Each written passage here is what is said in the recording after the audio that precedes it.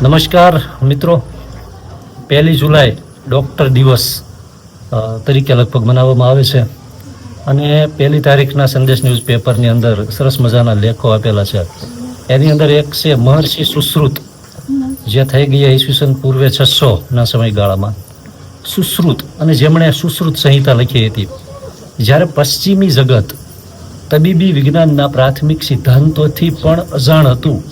પશ્ચિમી જગત એટલે કે જે પશ્ચિમના દેશો છે, પશ્ચિમી સંસ્કૃતિ જેને કહીએ છીએ, એ જે છે એ તબીબી વિજ્ઞાનના જે પ્રાથમિક વસ્તુઓ હોય એનાથી પણ એ લોકો અજાણ હતા. ને ત્યારે ભારતની અંદર મહર્ષિ સુશ્રુતે શસ્ત્રક્રિયા ક્ષેત્રે ક્રાંતિ કરી હતી.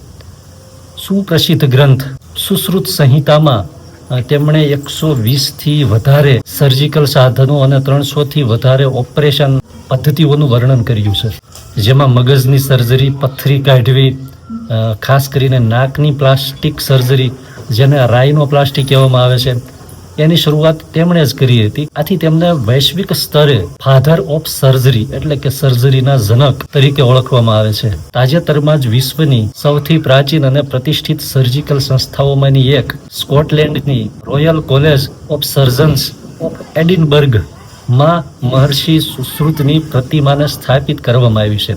આ મહર્ષિ સુશ્રુત છે આપણા ભારત દેશની અંદર થઈ ગયા.